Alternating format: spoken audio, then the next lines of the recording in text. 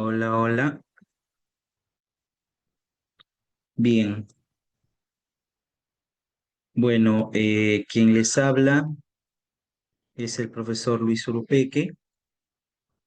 Y algunos ya me han de conocer, otros de repente por primera vez les estoy dictando. Soy de la ciudad de Lambayeque y por el día de hoy pues vamos a estar dictando lo que es este repaso. Muy bien, este repaso del curso de biología. Muy bien. Digamos que son preguntas bastante regulares, ¿no? Están muy bien elaboradas, ¿no? Incluso están mejor elaboradas que varios exámenes de admisión que he visto a nivel nacional, en general, incluyendo San Marcos, ¿no? Hay veces cuando San Marcos hace buenas preguntas, y hay veces cuando creo que ya les da pereza hacer el examen. Las preguntas vienen pues con un nivel muy, pero muy fácil. Pero no, esta práctica está muy interesante para que espero también sepan aprovechar lo que se va a ver el día de hoy. Bien, bueno, buenas tardes nuevamente con todos los que están saludando por el chat. Y ahora sí, vamos a empezar con la primera pregunta. Dice, con respecto a la biología, hablamos de las generalidades, las ramas de la biología. Dice, la biología, la ciencia que estudia la vida, se divide en numerosas ramas. Esto es interesante, ¿no? Se divide en numerosas ramas para abordar el estudio de los seres vivos de manera más específica. Al respecto, el alumno sabia relaciona correctamente. Bien, antes de ver preguntas de ramas de la biología, niveles de organización, características de los seres vivos, vamos a ver una presentación con respecto a los niveles de organización, característica de los seres vivos y todo ello. Ok, un momentito, por favor. Por acá voy a compartir algo. ¿Listo? A ver.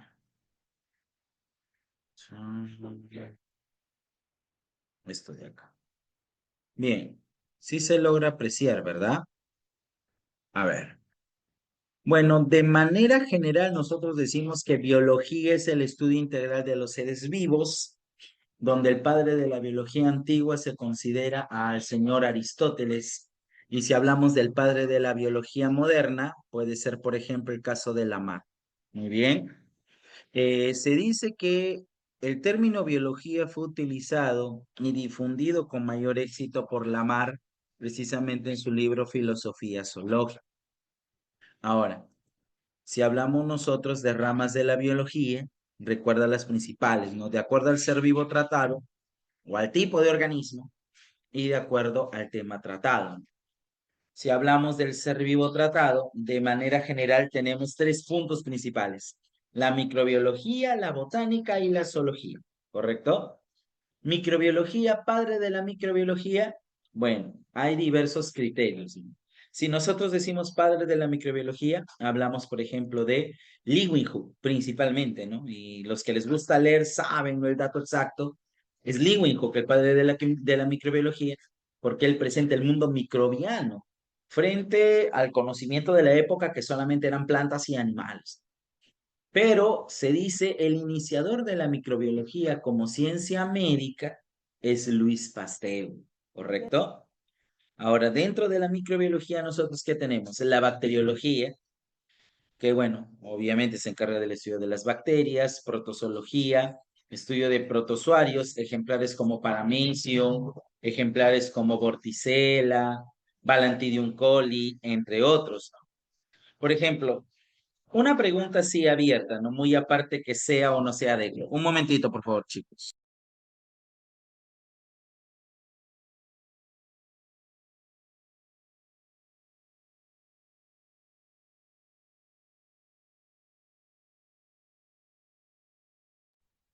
Ya, ahora sí. Entonces les decía, ¿no? Con respecto, a ver, una pregunta abierta, ¿no? Por ejemplo, ¿qué rama de la biología estudiaría a la Bordetella pertussis? Es una lanzadita, ¿no? ¿Qué rama de la biología estudiadera a la Bordetella pertussis? Alguien responda por el chat, por favor, en 5, 4, ahí está.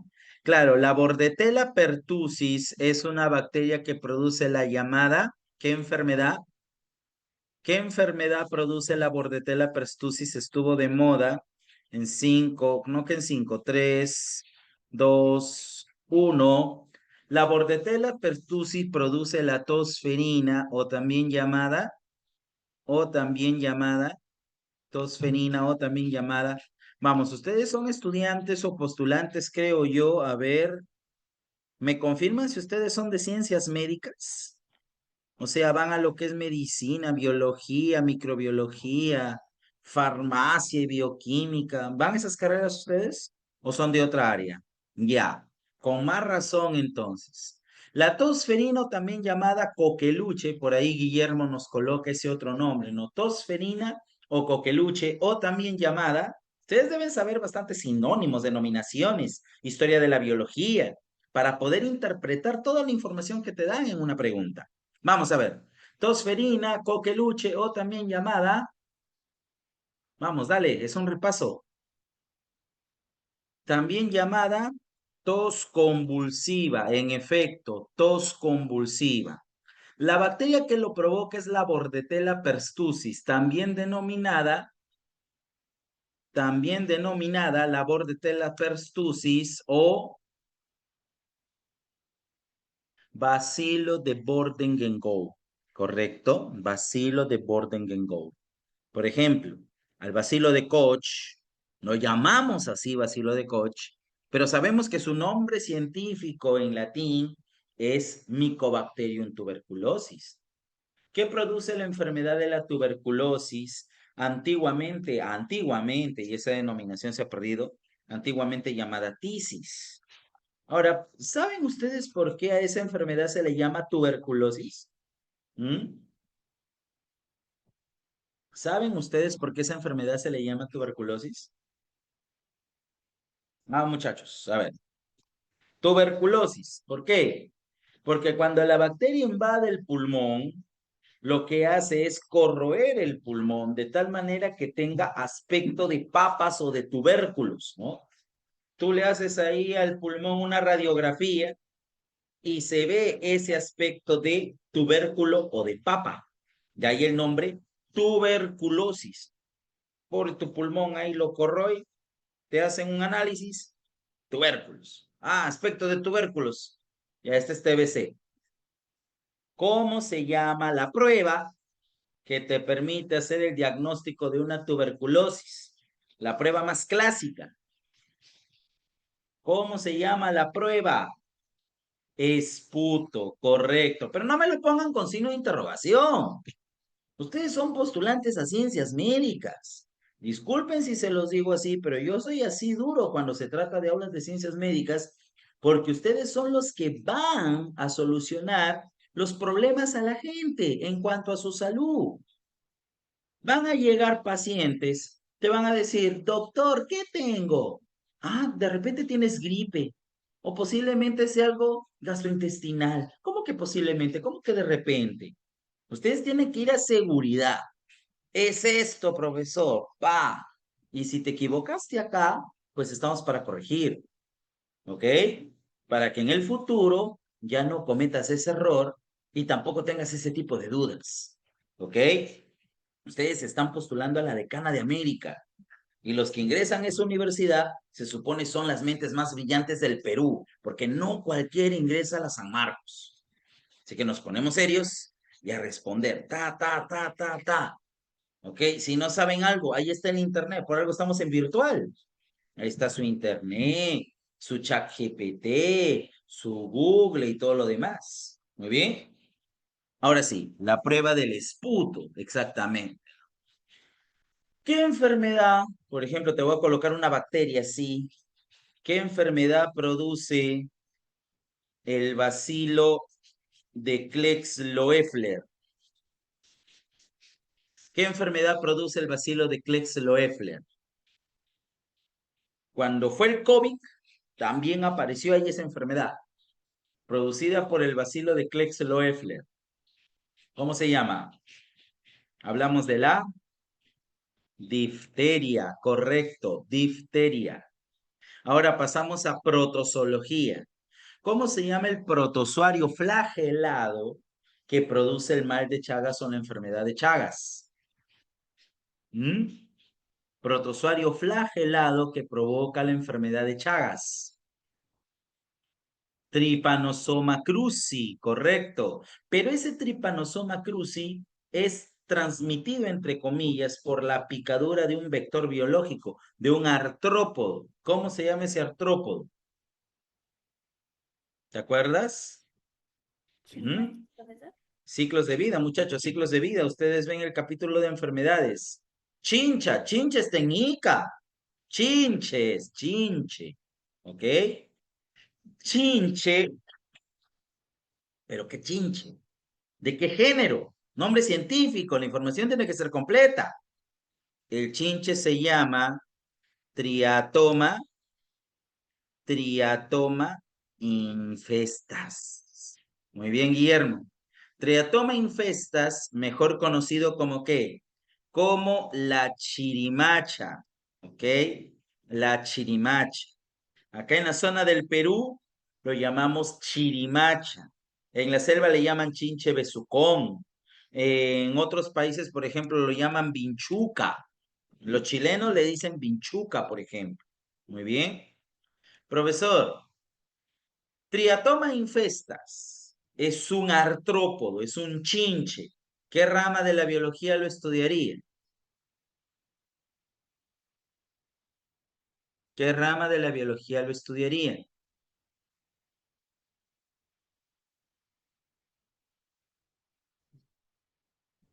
Acuérdate que los chinches son insectos y hablamos de estudios, por ejemplo, de la entomología. Muy bien, entomología. Mucho demoran, mucho demoran. Vamos a avanzar. Micología, el estudio de los hongos. Por ejemplo, ¿cómo se llama ese hongo característico de la producción de antibióticos como la penicilina? Díganme el nombre científico completo. A ver, hongos como la penicilina. ¿O qué hongo produce la penicilina, perdón? ¿Cuál es su nombre científico? Hablamos ahí del hongo penicillium, ¿no? De ahí el nombre penicilina, pues muchachos, por el hongo penicillium, Penicillium notatum, que es el más conocido, pero también hay otros penicillium, como el caso de Penicillium crisogenum, ¿ok? Penicillium crisogenum. Díganme ustedes cuál es el hongo con el cual se produce cerveza, por ejemplo. El hongo con el cual se produce cerveza. Y que ese hongo hace un tipo de fermentación para la elaboración de la cerveza, ¿no? Realiza fermentación alcohólica. ¿Cuál es ese hongo? A ver, ¿cuál es ese honguito?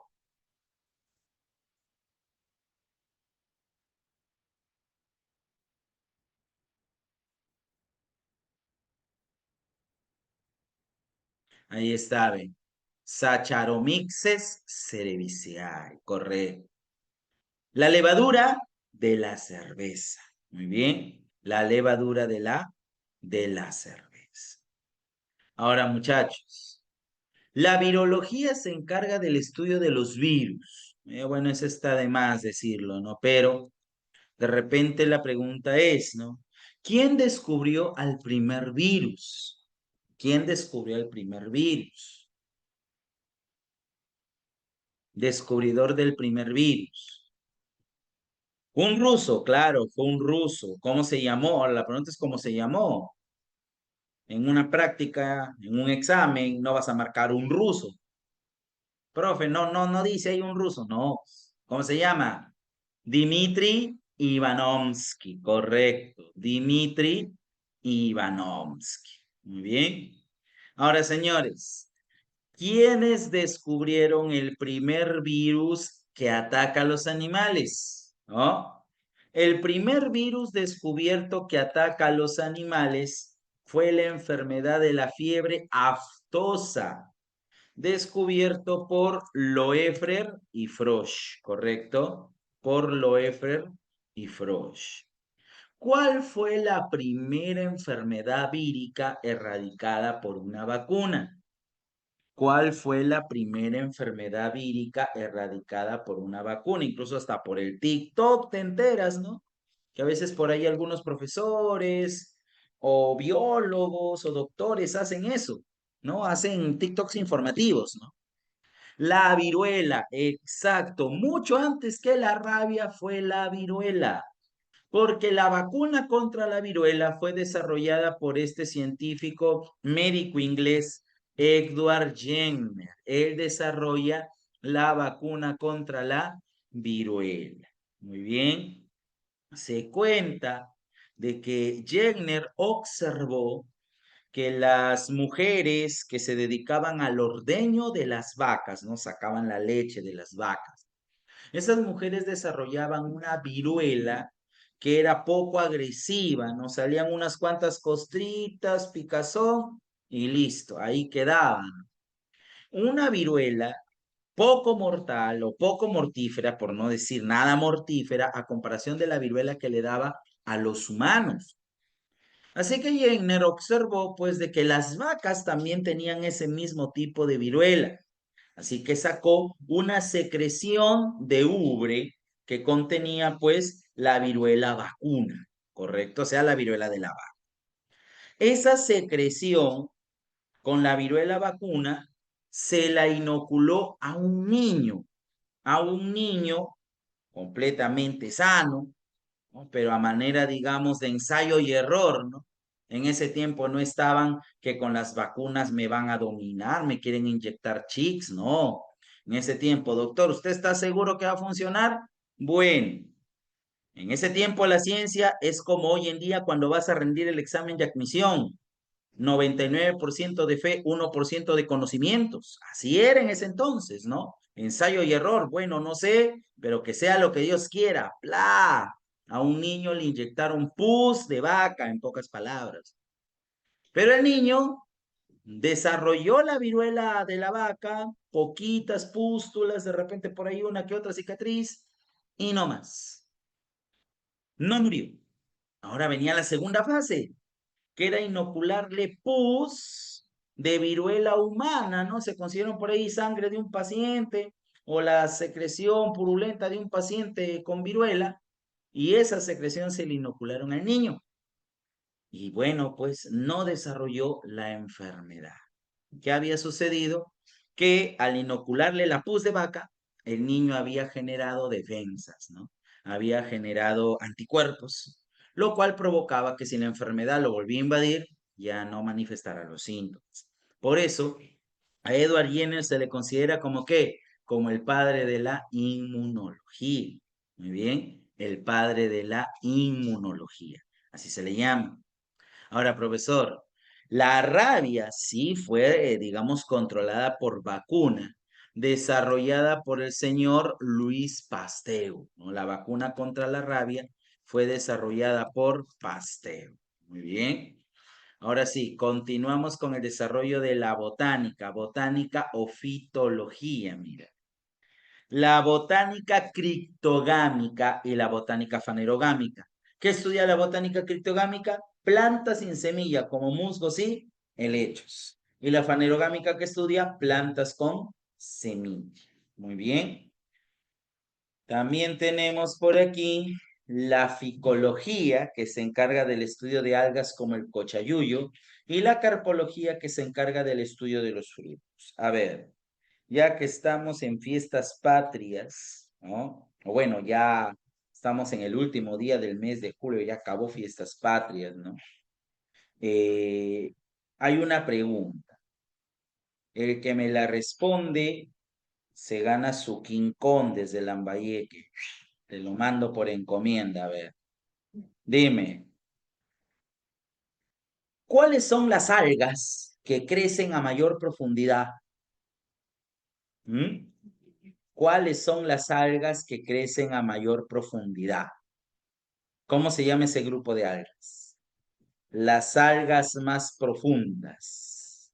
No, Las algas pardas, amigo John, son las más grandes. Pero yo te digo otras que crecen a más profundidad. Las algas rojas, ahí está. Pero ¿cómo se llaman las algas rojas? Haider, rodofitas. Quiten la manía de poner signo de interrogación de frente, así te equivoques. Pa, rojas, listo. ¿Ok? Las algas rojas o rodofitas, correcto. Un ejemplo de alga rodofita, la antiguamente llamada Gigartina chamisoy, según el IMARPE, su nombre científico actual es el Chondracanthus chamisoy, ¿no? El yuyo, el famoso yuyo, ¿no? Son las algas que crecen a mayor profundidad. Esas algas, bueno, en el caso del yuyo es, digamos, de importancia alimenticia para el poblador, sobre todo para los pescadores. Pero cuando hablamos nosotros de importancia industrial de las algas se extrae un compuesto que sirve para elaborar los cultivos bacterianos que son útiles en el laboratorio. ¿Cómo se llama ese componente que se hace gelatina? ¿Alguien sabe? Ese componente que se extrae de las algas rojas. ¿Cómo se conoce? Exacto, se conoce como el agar, ¿correcto? El agar. Muy bien. Ahora sí, por aquí, miren. Zoología. La hermitología, estudio de los gusanos como la lombriz de tierra. A ver, ustedes que son cracks en taxonomía, en reino animal. A ver, digan. Si hablamos de gusanos, tenemos platelmintos, nemátodos y anélidos, los principales, los tres principales. Pueden haber otros, sí, pero estos son los tres principales. Platelmintos, nemátodos y anélidos. Díganme ustedes, ¿cómo se llama aquel platelminto que provoca una infección llamada distomatosis? ¿Ok? ¿Cómo se llama aquel platelminto que provoca una infección llamada distomatosis? 5, 4, 3, 2, muy bien. La fasciola hepática es un platelminto tremátodo o digeneo, ¿correcto? Platelminto tremátodo o digeneo, el cual provoca esta infección, o mejor dicho, infestación, porque ese es en parásitos, ¿no? Infestación, conocida como fasciolasis, le puedes decir, fasciolasis o distomatosis. Muy bien, fasciolasis o distomatosis, ¿correcto? Listo. Ahora sí. Señores, señoras, continuamos. Fasciola hepática al ser un gusano, estudiado por la mitología. Malacología, estudio de moluscos como el caracol. ¿Verdadero o falso? Tú me tienes que responder, ¿ah? ¿Verdadero con V de varón, falso con F de femenino? A ver, dime tú. ¿Cuál es la rama de la biología? O no, verdadero o falso, perdón. La tapadera es estudiado por la malacología. ¿Verdadero o falso? La tapadera es estudiado por la malacología. ¿Verdadero o falso?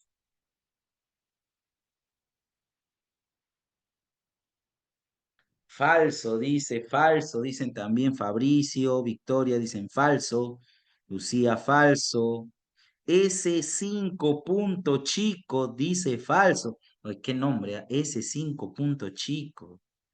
Buen nombre, buen nombre. Bueno, está bien, es falso. Pero ¿por qué es falso? ¿Qué es la tapadera? ¿Qué es la tapadera, muchachos? ¿Mm? ¿Mm? La tapadera es un, un pez. ¿Un pez de qué tipo? Óseo, cartilaginoso, es un tiburón. Profe, es como una mantarraya pen chiquito. La tapadera es un pez cartilaginoso, ¿no? Es como una mantarraya en pequeño. Muy bien, la tapadera. Acá, bueno, al menos en el norte, Lambayeque, Piura, esta zona sí, se consume, ¿no? Dentro de la alimentación, ¿no? Tranquilamente, la tapadera. Ahora, dime tú, ¿quién es Dosidiscus gigas? ¿Mm?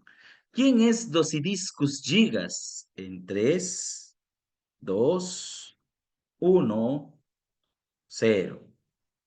Dosidiscus gigas es la llamada pota, así lo conocemos en el Perú, a ese recurso que antes nadie daba ni un sol por él, ¿no? El kilo de pota tranquilamente costaba 20 céntimos, 40 céntimos en los terminales pesqueros, y ahora pues los chinos se lo están llevando en cantidades pues enormes, ¿no? El boom de la pota es ahorita, Dosidiscus gigas. Y la pota sí es un molusco, es un recurso del mar peruano, un molusco, estudiado por la malacología, sería en este caso. ¿Ok? Malacología. Al ser un molusco, un cefalópodo para ser exacto, ¿cómo se llama su aparato masticador de la pota? Es un molusco cefalópodo. ¿Cómo se llama su aparato masticador? Ustedes que conocen de reino animal.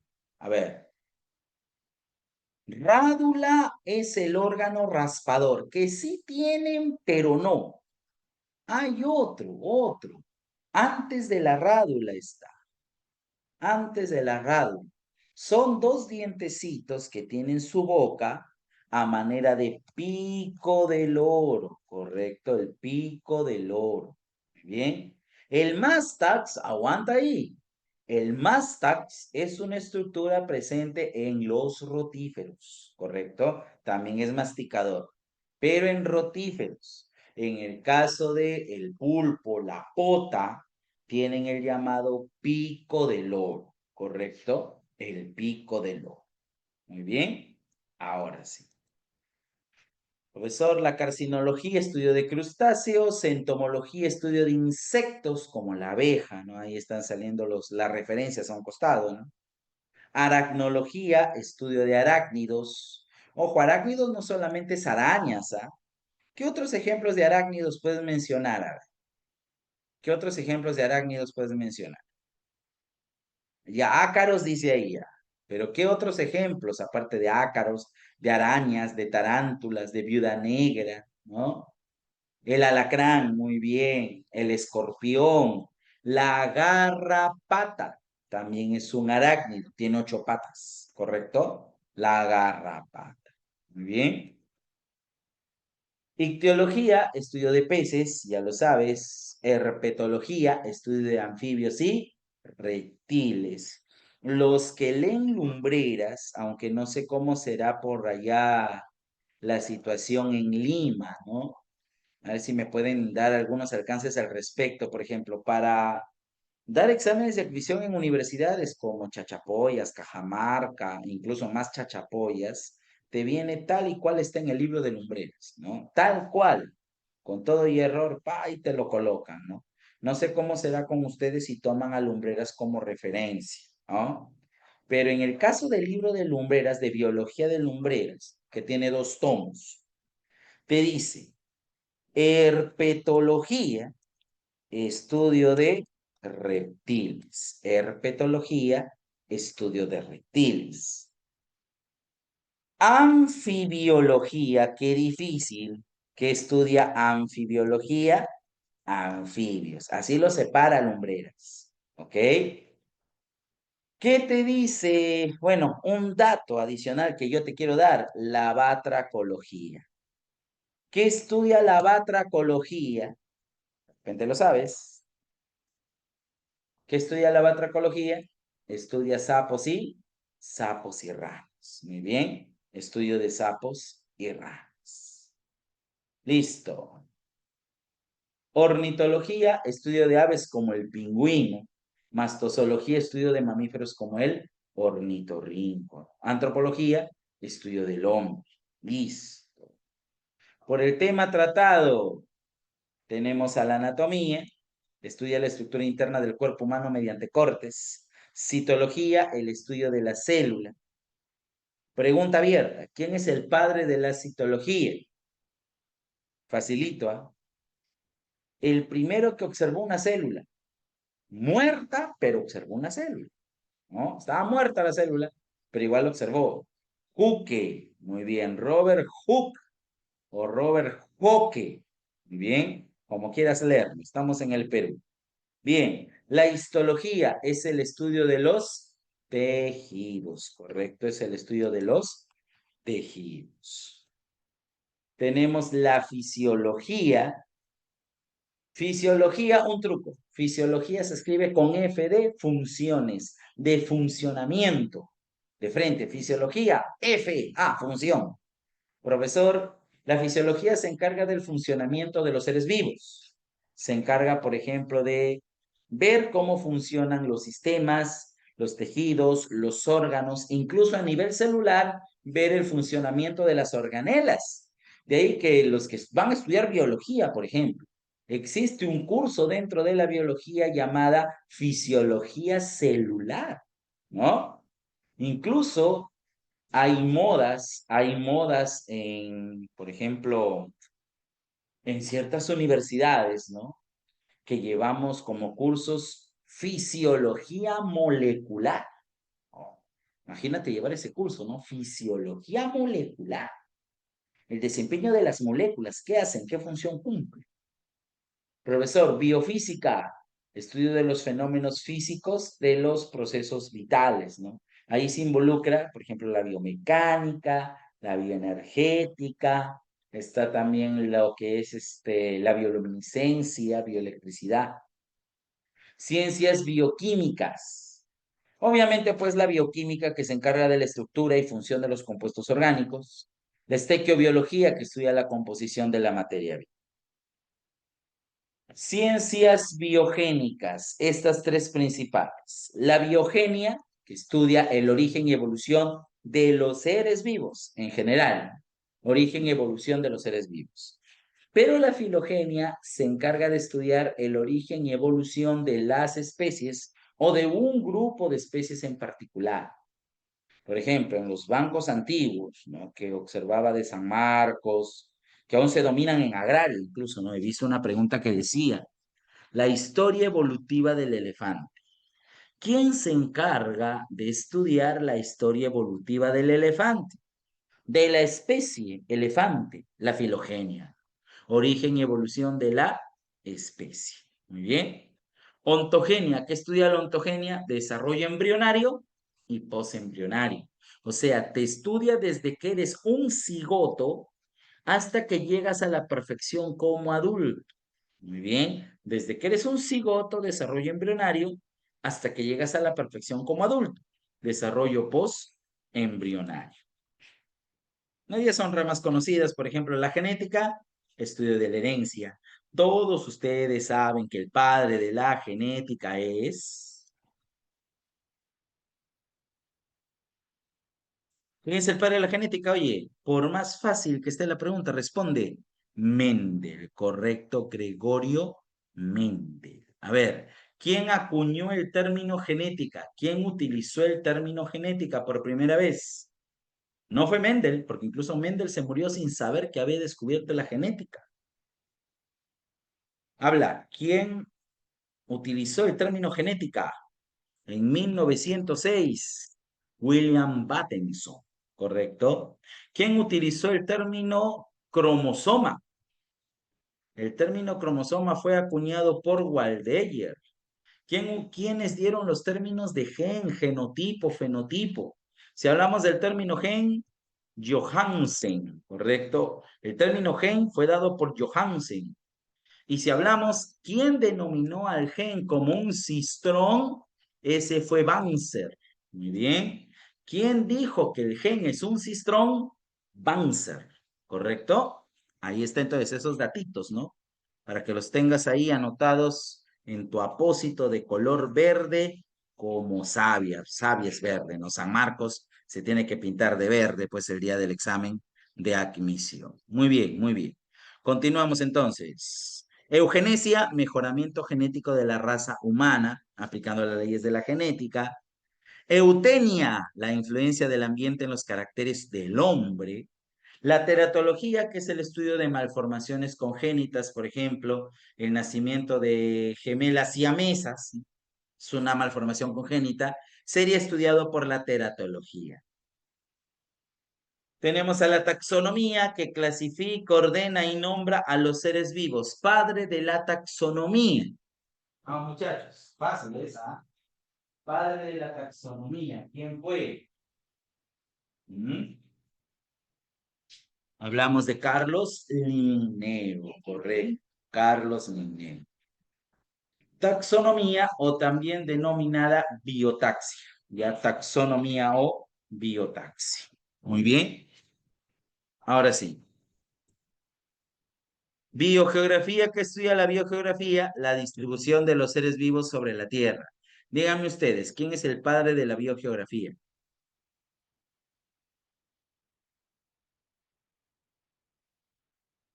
Te doy una pista. Se le considera coautor de la teoría de la selección natural, junto a Darwin. Muy bien, Wallace. Correcto, Wallace es el padre de la biogeografía. Muy bien. Ahora mira, por acá. Una que otra rama que debes conocer. La paleontología, el estudio de restos fósiles.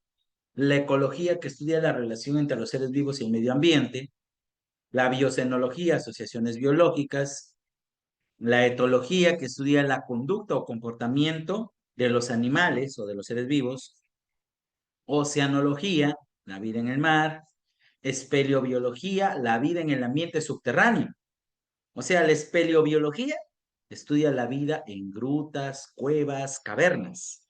Y la etnología estudia la diversidad de las razas humanas. La biología molecular, ¿qué estudia? La estructura, expresión y regulación del gen, la biología molecular. Pero, si a ti te preguntan, ¿quién estudia el cromosoma? Estructura, función. Muy bien. La citogenética. ¿Correcto? La citogenética. Y si hablamos de epigenética, activación e inactivación de genes, pero sin modificar el ADN. ¿Correcto? Sin modificar el ADN. A ver, rápidamente, características de los seres vivos. Amorchi. ¿Qué quiere decir amorchi? Adaptación, metabolismo, movimiento, organización específica, reproducción, crecimiento, homeostasis, irritabilidad. A ver, tú dime. Por ejemplo, el conjunto de reacciones bioquímicas que ocurren en un ser vivo. ¿Qué característica es? Muy bien. Cuando te escuchas reacciones bioquímicas, de frente, metabolismo. Es o corresponde al, ¿cómo se le dice? Ya. Mantener las condiciones constantes dentro del cuerpo a pesar de las variaciones que ocurren alrededor. Homeostasis, correcto. Si un puercoespín eriza sus púas cuando advierte la presencia de un depredador, estamos frente a qué característica. Excelente, irritabilidad. La fisión binaria de una bacteria, ¿qué característica me quiere decir? Ah, allá, te estabas demorando. Reproducción. Muy bien. Por ejemplo, si los futbolistas peruanos viajan con una semana de anticipación a la altura de La Paz para enfrentar un partido por eliminatorias frente a la selección boliviana, ¿qué característica sería? Adaptación, porque se tienen que aclimatar. Muy bien. Ahora, señores, si nosotros decimos, fácil, ¿ah? Si una bacteria aumenta su volumen citoplasmático, ¿qué tipo de característica es? Algunos ya de frente a crecimiento, muy bien. Ojo, que en los seres unicelulares, el crecimiento es en volumen citoplasmático. En una bacteria, un protozoario es en volumen. En los seres multicelulares como nosotros, el crecimiento es en número de células. Ojo ese dato, ¿ah? En los unicelulares, crecimiento en volumen. En los pluricelulares, crecimiento en número de células. Muy bien. Ahora sí. Señores, señoras, ¿cuándo se dice que el crecimiento es por intususpección? ¿Mm?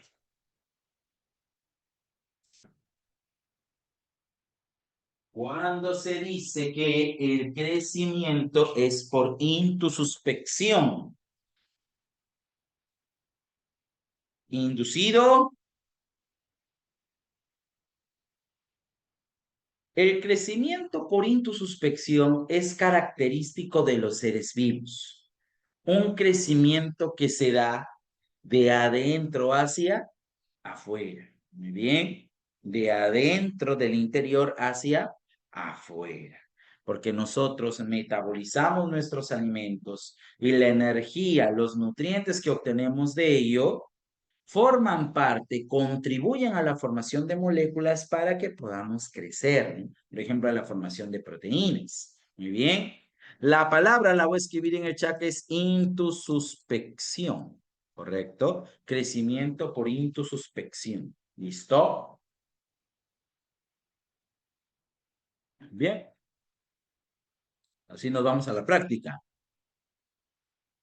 que es suficiente por hoy con respecto a teoría.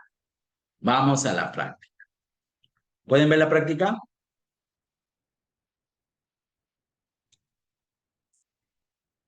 A ver, ¿lo puedo bajar? Listo. Uno de ellas quedan claves ya. A ver, vamos a ver si es cierto. Miren, relacionamos correctamente. Una investigadora clasifica nuevas especies de orquídeas. Ya, si te dicen clasifica, eso es taxo, de frente. 3 con A. Y 3 con A tiene C y D. Puede ser cualquiera de las dos. Ya descartaste las demás. Un estudiante de medicina, su futuro de ustedes, analiza cómo los riñones filtran la sangre y mantienen el equilibrio hídrico del cuerpo. O sea, ve el funcionamiento del riñón. Y funcionamiento es la fisiología. 2 con B. Por eso su compañero nos lanza la respuesta a la alternativa de Durex. Muy bien. De Durex. Ahí está. Excelente, muchachos. Correcto. 2. Ah, pero vayamos viendo las demás. Espera. Un documental muestra cómo los lagartos, ya si te habla de lagartos, herpetología. Un grupo de científicos estudia los cambios, dice, genéticos acumulados que permitieron a ciertos primates, convertirse en bípedos. Esa es evolución. Muy bien, entonces confirmado, siempre leer la pregunta. Ojo, antes de que avances, pero ya sé que quieres las claves, pero espérame un ratito. Antes de que avances, cuando tú hagas una pregunta de examen de admisión, siempre léelo hasta el final. Así sea harto texto, así sea de repente que ya es muy obvio, siempre léelo hasta el final. ¿Por qué? Porque al final puede haber una palabra, un sí, un no o un tal vez que te cambia toda la pregunta. ¿Ok? Ahora sí, vamos a ver. Pregunta número 2. Los seres vivos comparten características comunes que los diferencian de la materia, dice, de la materia inerte. Todos los días deben recibir materiales para construir sus componentes químicos y así poder generar energía mediante procesos como la respiración.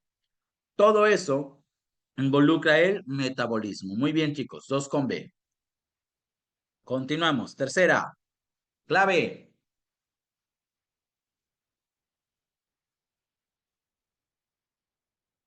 La E.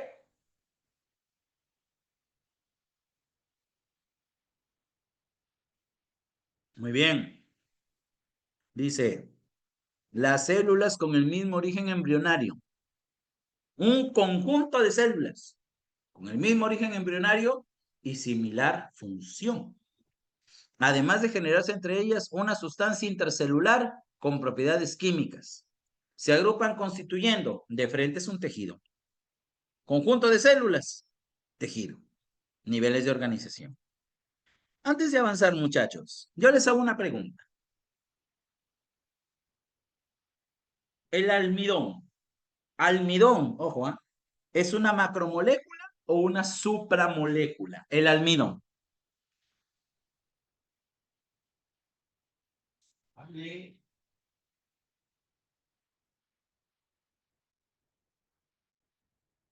Macromolécula.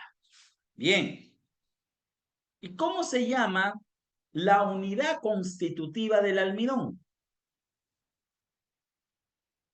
¿Mm? Unidad constitutiva del almidón. Ya sé que es un monosacárido, pero ¿cuál es ese monosacárido? ¿Cuál es esa unidad constitutiva? La glucosa. Imagínate que te ponen una pregunta deco, ¿no? El almidón, que es el polisacárido de reserva de las plantas que se produce durante el proceso de fotosíntesis, está constituido por unas unidades conocidas como A, monosacárido, B, glucosa. ¿Cuál marcas? Obviamente glucosa, pues muchachos. Porque te están hablando precisamente del almidón. Si te dijeran los polisacáridos, ay, sí, los polisacáridos están constituidos por la unión de más de 10 monosacáridos. Por lo tanto, su unidad son los monosacáridos. Ahí sí. ¿Te das cuenta lo que voy? ¿Ok? Tenme en cuenta. Ya, tenme en cuenta. ¿Listo? Bien, engendros. Muy bien, muy bien. Están bien. Sí, me da gusto por ustedes. Por algo son alumnos de Sabia, pues, ¿no? Tienen muy buenos profesores. Ahí está Barnal, está Villanueva, o no sé quién les enseñará a ustedes. 4. Enano. A ver. Homeostasis. Relaciona correctamente, ¿no? A ver, dice. Un pingüino emperador mantiene constante su temperatura corporal interna, ya. 1 con D. Muy bien. Adaptación. El pelaje blanco del zorro ártico le permite sobrevivir en zonas nevadas al camuflarse con el entorno. Claro. Coordinación. 3 con A. O 3 con C, perdón. Una gacela corre rápidamente al detectar la presencia de un león gracias a la interacción, claro. Sensorial, motor, tiene que ver con coordinación. Crecimiento, un cachorro de elefante aumenta de tamaño, gana peso y desarrolla colmillos. Está bien. Enano. Enano. 5. Una célula de euglena, dice, que vive en charcos de agua dulce. Ya. A ver, mira. Mira, mira, mira. Préstame atención, por favor. Una euglena, ojo, una euglena viene a ser un microorganismo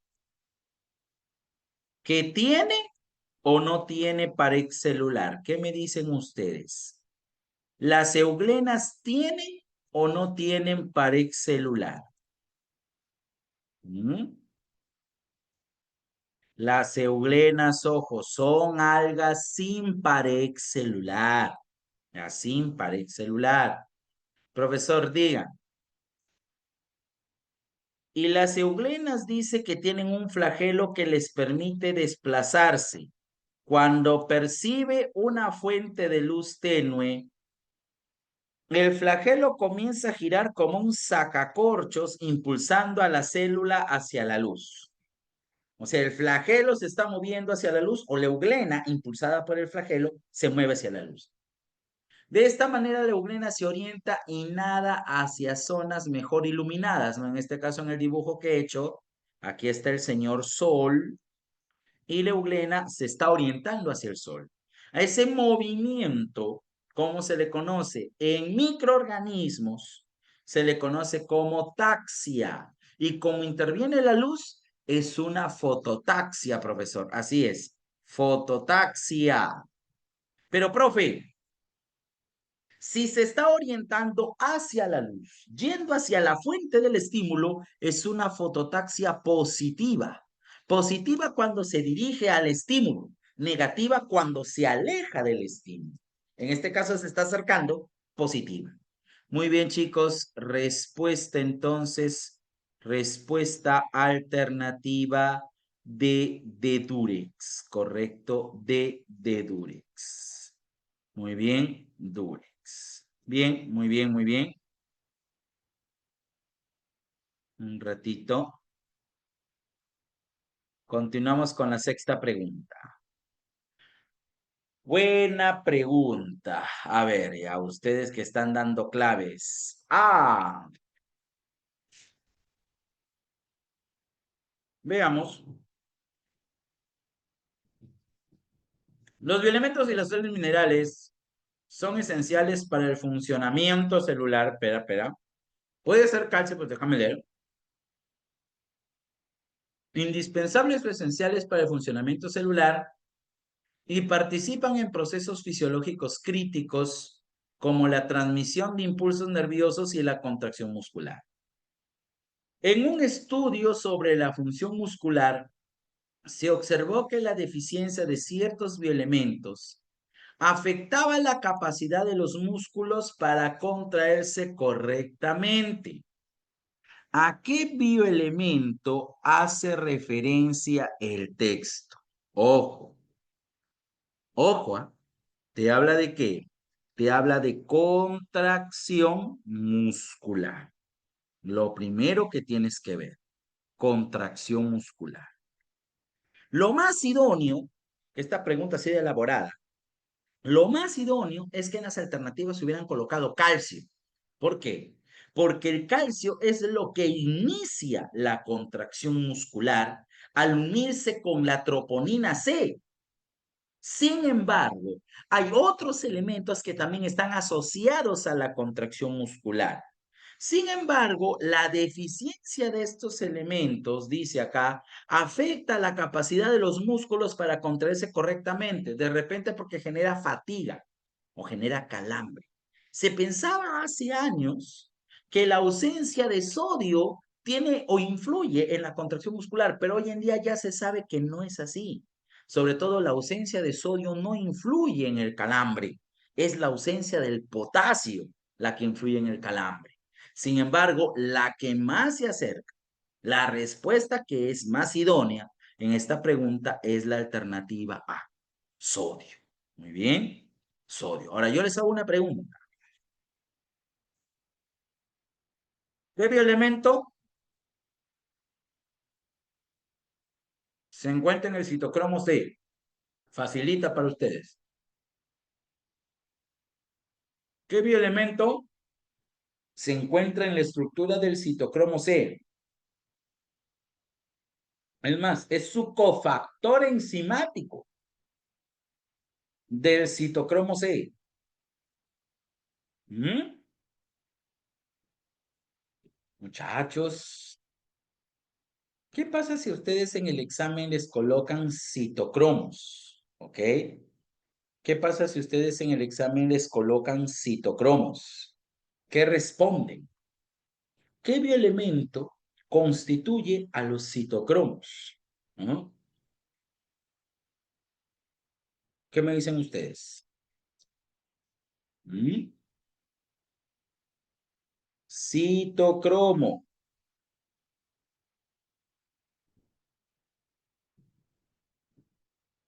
Exacto, pues. El citocromo C, como cualquier otro citocromo, va a tener hierro, perdón, hierro. Espérenme un ratito, chicos.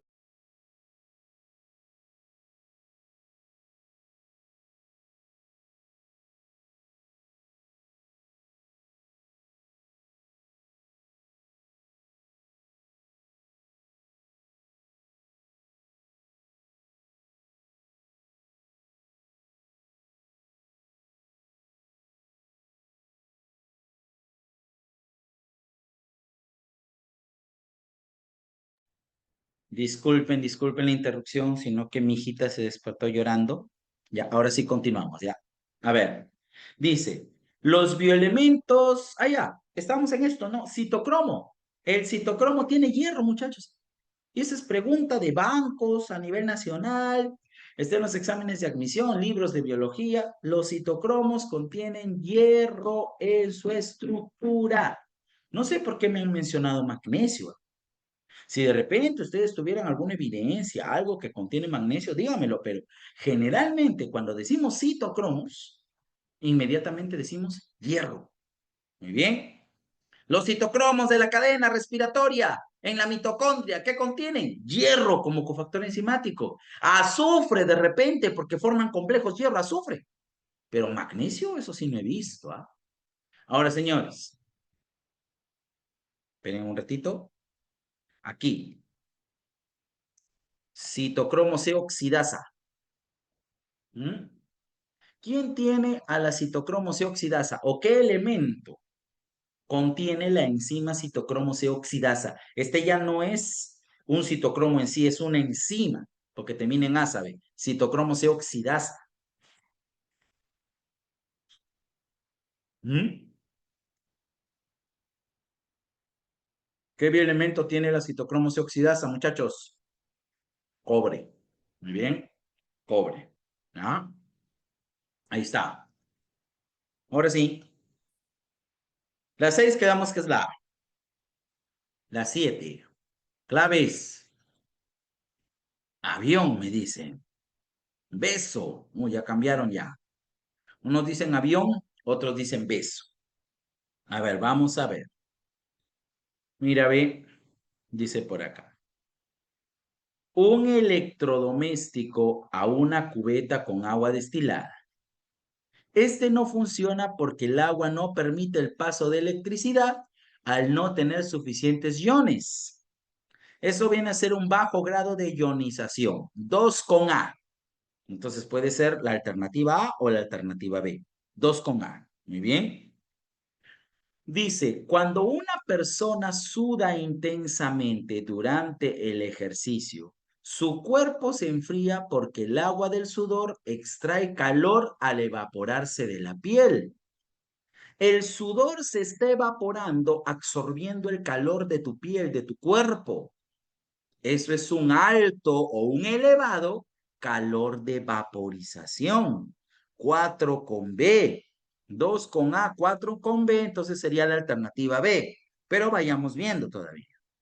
Durante el verano, dice, las playas mantienen una temperatura más fresca porque el agua del mar absorbe el calor del sol sin calentarse bruscamente, regulando el clima costero. En efecto, el agua tiene eso. El agua presenta la capacidad de ¿qué? De absorber calor, pero sin modificar la temperatura de manera brusca o abismal. Por eso nuestro cuerpo, nosotros vamos caminando por las calles, en mi caso las calles de Lambayeque, en el caso de ustedes van caminando por el centro de Lima o por su distrito, Coma, San Martín de Porres, por su cerro, donde vivan ustedes, no sé, pero sienten un calor inmenso, sientes que tu cuerpo se achicharra, pero tu temperatura apenas ha variado a lo mucho, medio grado, 1 grado, porque el agua puede absorber mucho calor, elevada capacidad calorífica o elevado calor específico, 1 con C. Y por último, pues después de regar una planta, el agua sube desde las raíces a las hojas a través del tallo. Esa es capilaridad, definitivamente, ¿no? Lo que permite que todas sus partes se mantengan hidratadas. Entonces la respuesta en la 7 es la B de bueno. Muy bien, la B de bueno. Bien, chicos, vamos bien. Pregunta Oxo, dice, una patología que afecta a las células beta pancreáticas es la diabetes tipo 2, que se caracteriza por una deficiencia en la secreción de insulina, generando un aumento de la glucosa en la sangre. Si hay déficit en la secreción de insulina, obviamente aumenta la glucosa en sangre porque no hay hormona que lo transporte hacia la célula para su metabolismo.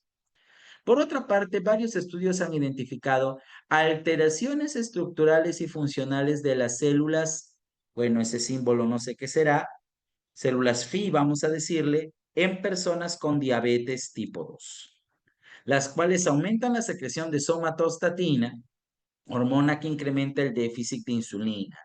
O sea, aparte de tener deficiencia en la secreción de insulina, hay alteración en las células que producen la somatostatina. Y obviamente eso incrementa más el déficit de insulina. Vamos a ver si la sé. Considerando estos antecedentes, dicen, un equipo médico plantea un análisis morfológico de células Phi en humanos, en los cuales se aplicarán técnicas de detección de insulina y somatostatina en secreciones del páncreas de individuos diabéticos y no diabéticos. Muy bien. Considerando este caso de estudio, ¿a qué componente de la investigación científica corresponde el texto entre comillas? Muy bien, corresponde el texto entre comillas, dice. A la observación, no, porque o sea, ya hay algo planteado. Ya. Formulación de una hipótesis, bueno, no me dice el por qué ocurre esa alteración estructural o ese déficit, sino el texto entre comillas me plantea de frente a lo que es el diseño experimental, ¿no? O sea, lo que se va a hacer, ¿no? Aplicar técnicas de detección de insulina en somatostatina en secreciones pancreáticas de individuos diabéticos y no diabéticos. De frente, eso es el diseño experimental. Muy bien, chicos, muy bien, alternativa C. Ya sé que están desesperados por avanzar, pero vamos de a pocos que todavía hay tiempo. ¿Ya? Todavía nos queda 57 minutos. Dice, es el endulzante por excelencia de los alimentos. Bacán. Está constituida por una molécula de fructosa y otra de glucosa, unidas por un enlace glucosídico. Fructosa, muchachos. Fuga, esa es mi mnemotecnia. Fuga, ¿a qué es igual fuga? A la sacarosa. Fuga es sacarosa. ¿Me salté la 9? Ya, de ahí hacemos la 9, ya, de ahí hacemos la 9. Estoy siguiendo el orden de las diapos, de repente me salté una. De ahí retorno, ya vamos a hacer esta. Entonces, acuérdate. Fuga, ¿qué es fuga? Fructosa más glucosa, fuga. Fuga me da sacarosa. Muy bien. ¿Ya? Dice, se hidroliza el alimento por acción de las enzimas del jugo intestinal. Ahora, es un azúcar no reductor, muy soluble en el agua y que cristaliza fácilmente. Se extrae industrialmente a partir de la caña de azúcar y de la remolacha.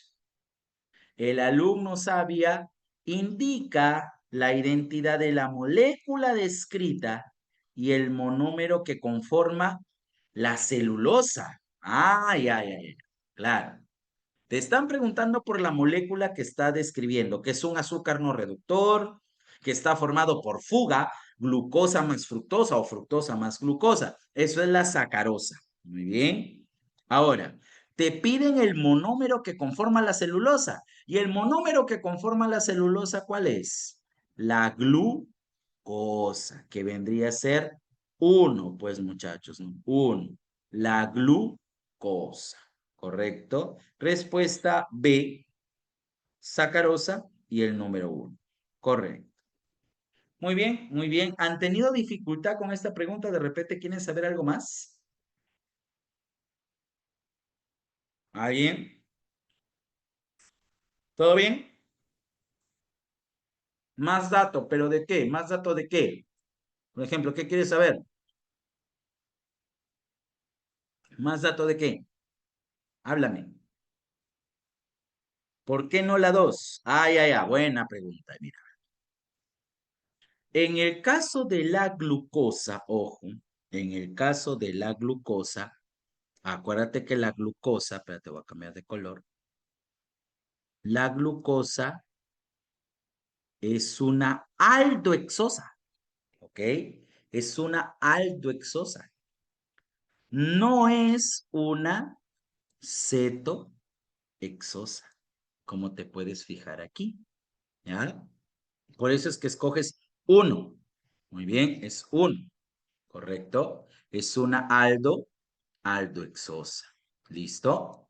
Profesor, entonces, el radical aldehído se representa así, ¿no? Se representa como CHO, ahí lo estoy tratando de escribir, se representa como CHO o se representa como carbono, hidrógeno y doble enlace oxígeno.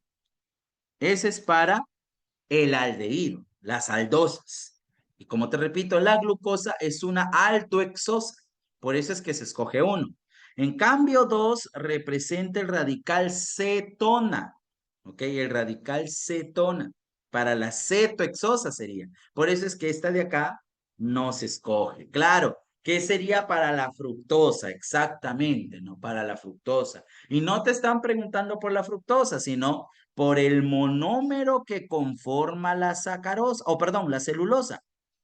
¿Y el monómero que conforma la celulosa cuál es? La glucosa, ¿ok? La glucosa, solamente que con enlace glucosídico diferente, ¿no? Enlace beta 1,4. Muy bien, enlace beta 1. Entonces, hasta ahí, ¿vamos bien? ¿Alguna otra duda o pregunta? ¿Todo bien? ¿El resto qué opina? ¿Los demás? No se queden callados. Bueno, todo bien, listo. Todo bien, ok, todo bien. Ya. Así me dijo mi ex y mira. A ver, pregunta número 9. Regresamos a la 9, nos faltó la 9. A ver, dice, el incremento del consumo de fibra se ha relacionado con una mejor función gastrointestinal. Eso es cierto. Consumes más fibra, consumo de verduras, de frutita de repente, ayuda a una mejor evacuación. Forma el bolo fecal. Profe, el salvado de trigo se distingue por su capacidad para promover la regularidad intestinal en comparación con otras fibras. El alumno sabia, o perdón, te dice, alumno sabia, el hidrato de carbono relacionado con lo anterior es a ver, ojo, la fibra. La fibra es un constituyente estructural a nivel de las paredes celulares vegetales que va a tener celulosa, hemicelulosa, lignina, pectina, taninos, etcétera. Muy bien. Profesor, y la fibra, escúchame, la fibra principalmente se relaciona con la celulosa. ¿Ok? Profesor, y la celulosa está formado por glucosas, por varias glucosas unido con enlaces beta 1,4. Pero hay un problema, que nosotros no tenemos la enzima en nuestro sistema digestivo capaz de romper ese enlace beta 1,4. Por eso para nosotros la celulosa es indigerible. Y para nosotros, la celulosa es un polisacárido, ¿no? Y claro, es estructural. Polisacárido estructural no digerible. La A. Polisacárido estructural no digerible. Muy bien. A ver, Fabricio pregunta, profesor, ¿qué ejemplos serían de monosacáridos fermentados? Buena pregunta, mira. Cuando hablamos de monosacáridos fermentables, son aquellos cuyo enlace glucosídico es capaz de romperse, o bueno, cuando están unidos ya como moléculas, ¿no? Principalmente serían, por ejemplo, la glucosa, la fructosa, ¿no? Principalmente, ¿ya? Monosacáridos fermentables, ¿listo? Ahora, por ejemplo, ¿por qué se dice la glucosa, no? Como un monosacárido fermentable. Porque la glucosa, por ejemplo, va a formar lo que es maltosa, glucosa más fructosa, sacarosa, de repente celobiosa, se forman oligosacáridos, como por ejemplo lo que es la maltotriosa, la melicitosa, ¿no? Ahora, tu pregunta va de repente al hecho del sistema digestivo. ¿Qué profesor me dice del sistema digestivo? Glucosa y fructosa, ojo, glucosa y fructosa, al ser considerados monosacáridos fermentables, estos entran en nuestros alimentos, sea como sacarosa, sea como maltosa, sea como almidón mismo, o incluso como ciertos oligosacáridos, como por ejemplo melicitosa, maltotriosa, ¿no?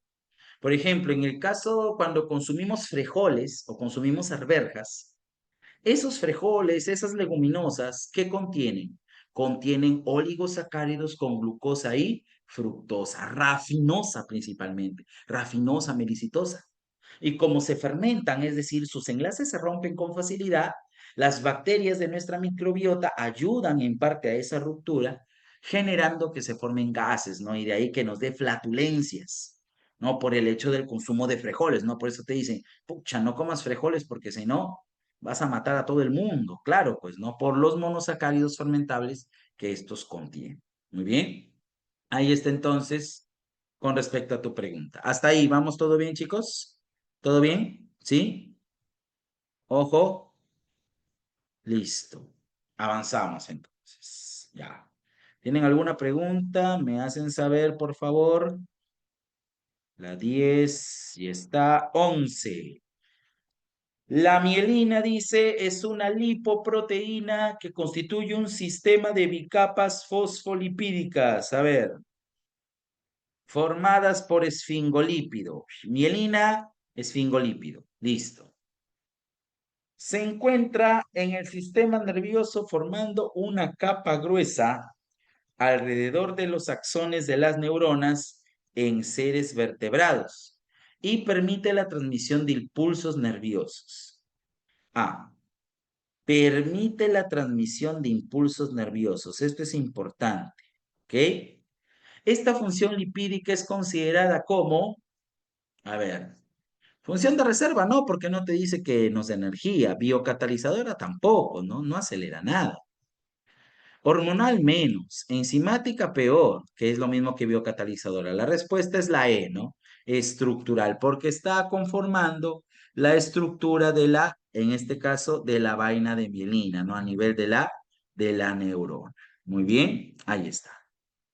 Siguiente pregunta.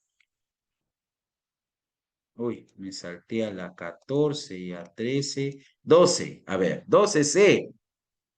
Las ceras son lípidos simples constituidos por un alcohol y ácido graso unidos mediante un enlace éster. Correcto. Muy bien. Presentan propiedades hidrofóbicas, siendo así impermeables al agua. Esto es importante. Las ceras, por lo mismo que son consistentes a temperatura ambiente, dan impermeabilidad al agua. De tal manera que la planta, por ejemplo, una planta, ¿por qué sus hojas, sus frutos están recubiertos con cera? Para evitar la deshidratación. Están expuestos al sol todo el día. Las plantas no se mueven a buscar sombra. ¿Cómo entonces evitan la pérdida de agua? Por la cera. En los animales también, recubre superficies como plumas, pelos. ¿Cuál alternativa estaría acorde con tal propiedad con respecto a las ceras que actúan como barreras protectoras contra la deshidratación? Muy bien. O barrera protectora contra la deshidratación. ¿Cómo se llama la cera presente en la cubierta de hojas de frutos? ¿Mm? Cutina. ¿Y si es una cera presente en la cubierta de tallos leñosos? ¿Mm? Suberina. Muy bien, John Alipio. ¿Cómo se llama la cera que está en el interior de la cavidad craneana de los cachalotes? Espermaceti. No, cerumen es de nuestro oído. ¿Ok? En la cavidad craneana de los cachalotes de las ballenas está el espermaceti. Muy bien, cavidad craneana de cachalotes, ballenas, el espermaceti. El cerumen es lo que está en tu oído interno, ¿correcto? Eso que muchos a veces se paran sacando cuando se limpian el oído, ¿no? Porque si no hay, te ven tu oído, ahí tu tremendo tofe. Ah, no, ese hay que sacarlo, profesor, por limpieza, por higiene. Aunque los otorrinolaringólogos recomiendan no sacarlo, sobre todo cuando utilizas ganchitos, porque puedes generar lesiones. ¿Bien? Ahora sí. Ah, ¿y cómo se llama la cera que producen las abejas? Ahí está. ¿Cómo se llama la cera que producen las abejas? Facilito. Cera de abejas. Así de sencillo. Cera de abejas. Pero la cera de las abejas contienen un principio activo muy importante, el palmitato de miricilo. Exacto. Señorita Naideline. Disculpe si no lo pronuncié bien. Palmitato de miricilo. ¿Ok? Palmitato de miricilo. ¿Ya? Bien. Pregunta número 13. Los lípidos, dice, son biomoléculas esenciales para la vida. Indique el valor de verdad, verdadero o falso, de los siguientes enunciados. A ver, el colesterol está compuesto por un glicerol y tres ácidos grasos. Glicerol y tres ácidos grasos, esos son triglicéridos. El colesterol es un esteroide, muchachos, el cual está formado por cuatro anillos principalmente, ¿no? Formado por cuatro anillos. Cuatro anillos derivados de un compuesto llamado el ciclopentano peridrofenantreno. Así se llama, digamos, la base de los esteroides, ¿no? Se llama ciclopentano perhidrofenantreno. Para los compadres, para los amigos, le puedes decir esterano. Y para los que le tienen más confianza, les puedes decir gonano.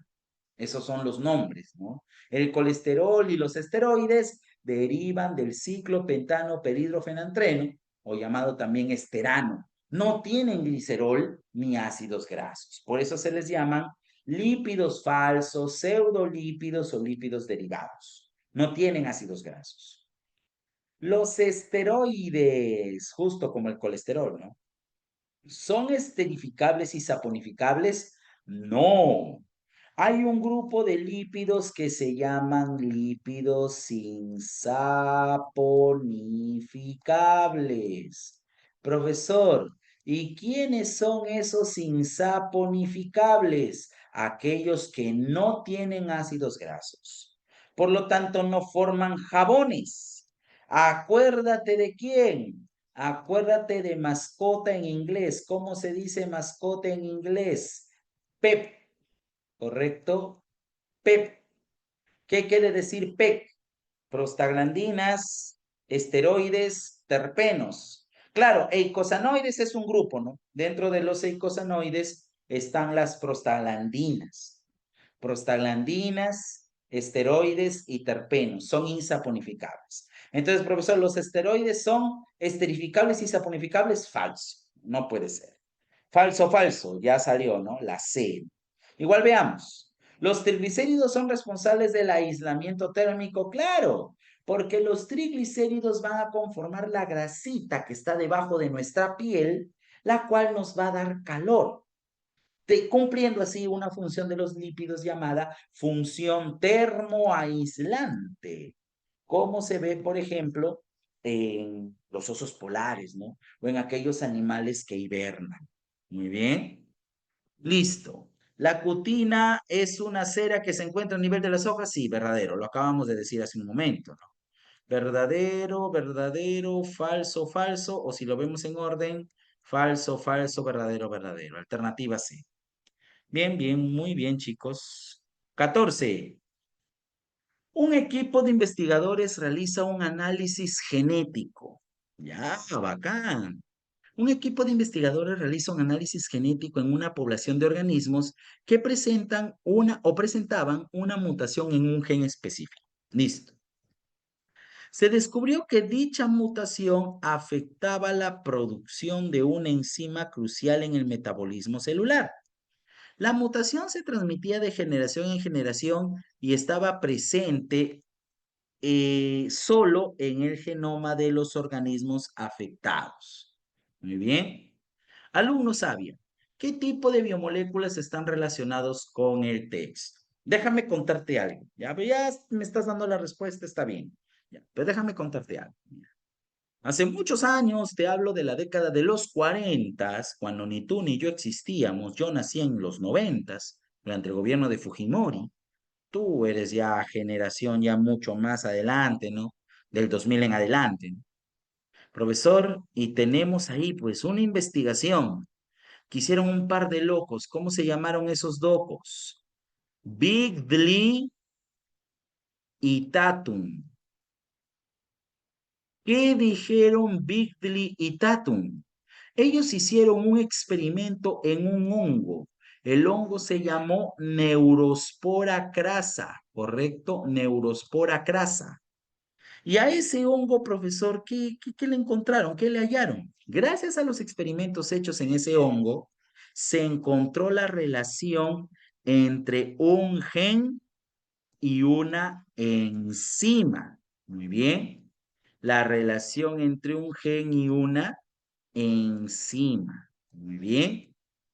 Profesor, es decir, el gen, que es un segmento de ADN, tiene la información genética para producir una proteína, en este caso una enzima, ¿correcto? Una enzima. Ah, ya, profesor. Pero para que el ADN forme proteína necesita un intermediario. ¿Y quién es ese intermediario? El ARN. Pues recuerda que primero hay una transcripción y luego una traducción, que vienen a ser los pasos de la expresión génica. Muy bien. Profesor, entonces, si hay una falla en el gen, la enzima también sale fallada o sale mutada. Por tal motivo, en la pregunta 14, las biomoléculas relacionadas serían ADN y proteínas. Muy bien, ADN y proteínas. Hasta ahí. ¿Vamos bien? ¿Alguna pregunta? ¿Alguna duda? ¿Todo ok? ¿Sí? ¿No? ¿Tal vez? Bien. Todo bien. Entonces podemos continuar. Listo. Pregunta número 15. A ver. Dice, 15C me dice, un equipo de investigadores estudió a pacientes diagnosticados con fenilcetonuria, una enfermedad metabólica causada por la ausencia o mal funcionamiento de la enzima fenilalanina hidroxilasa. Esta enzima es responsable, a ver, tenemos fenilcetonuria, ¿ok? Dice, esta enzima, un momentito,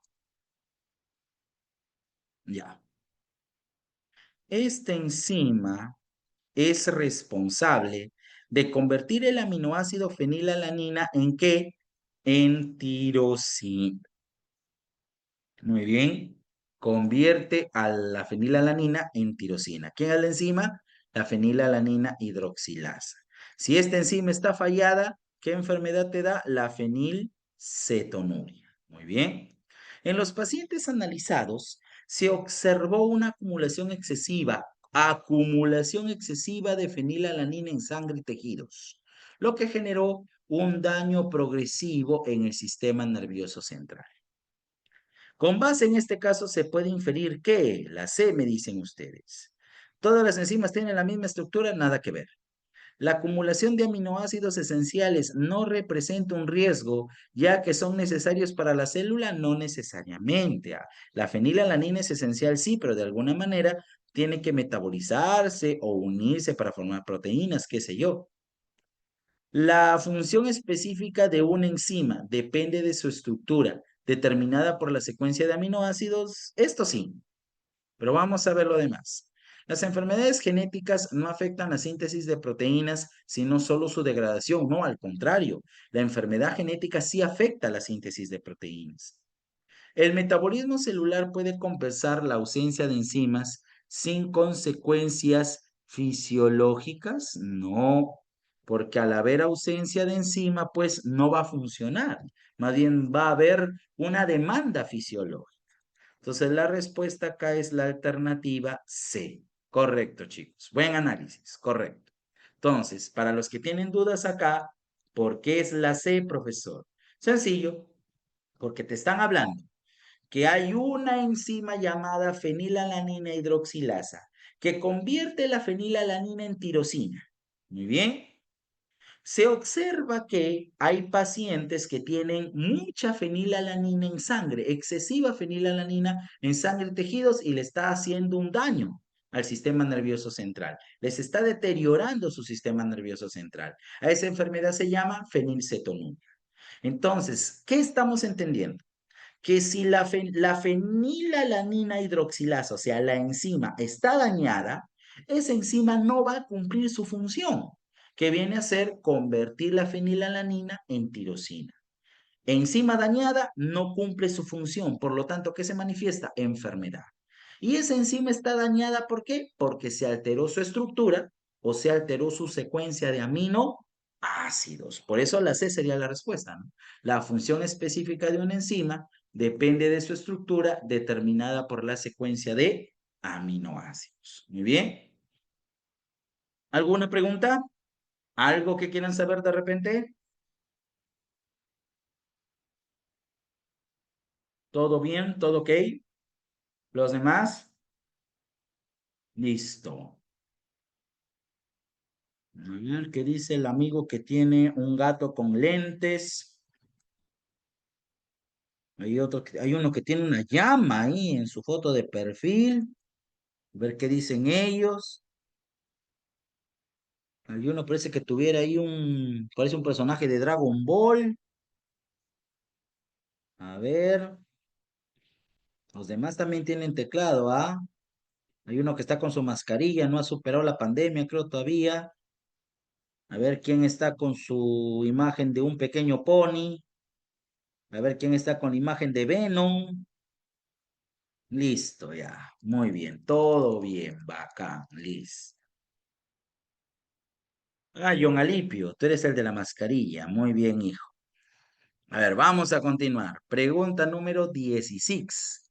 14 añitos. Ah, todavía estás tierno, hijo. Todavía no eres legal. 16 dedo, dice. A ver. El ADN es una molécula que almacena información genética mediante una secuencia específica de bases nitrogenadas. Esta información determina la producción de proteínas que influyen en las características hereditarias y la función celular.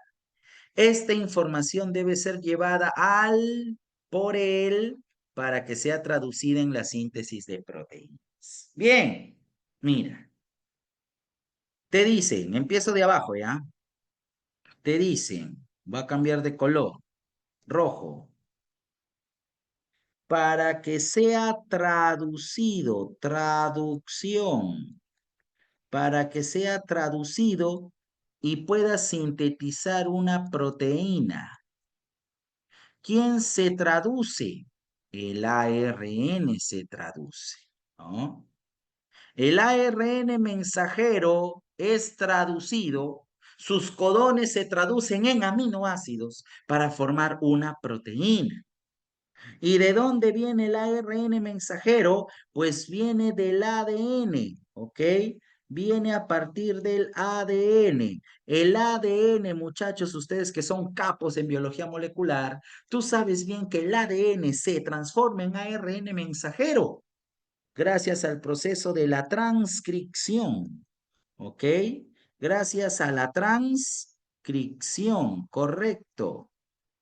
Profesor, pero hay un detalle, ¿por qué me dice citoplasma? Lo que sucede, mira, voy a cambiar a mi color, el marrón, hoy no hay marrón, negro entonces, mira, ve. Lo que sucede, hijo, es que esta es la célula, ¿ok? En la célula tenemos al núcleo, que lo voy a colocar por aquí. En el núcleo, el ADN se convierte en ARN, se hace la transcripción dentro del núcleo. Y ese ARN sale al citoplasma. El ARN mensajero va al citoplasma para que se dé la traducción. Por eso dice, la información debe ser llevada al citoplasma por el ARN mensajero para que sea traducida en la síntesis de proteínas.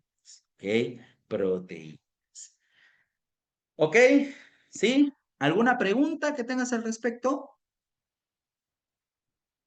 ¿Nada? Bueno, continuamos entonces. Pregunta 17 dice. Pregunta 17. A ver. Los enlaces químicos que permiten la formación de proteínas son esenciales para la estabilidad de estas biomoléculas. En una investigación sobre proteínas en células musculares, se observó que durante la síntesis de proteínas en los ribosomas, ojo, durante la síntesis de proteínas en los ribosomas, los aminoácidos se unen mediante enlaces covalentes, ¿ok? Dice, los aminoácidos se unen mediante enlaces covalentes.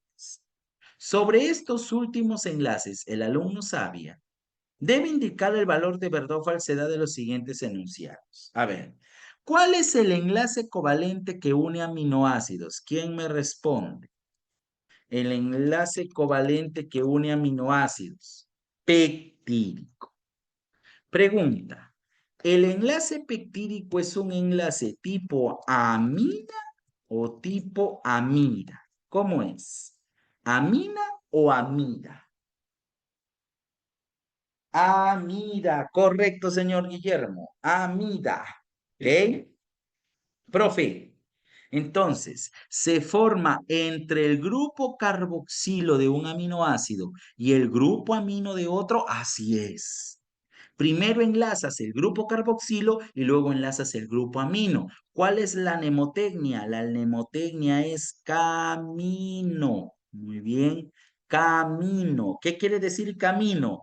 Carboxilo y amino. Muy bien, carboxilo primero y el amino va después. Así es, ya, carboxilo, amino, camino. Entonces, uno es verdadero. Conforman las estructuras tridimensionales, conocidas como secundarias y terciarias. Conforman las estructuras tridimensionales, conocidas como secundarias y terciarias. ¿Verdadero o falso?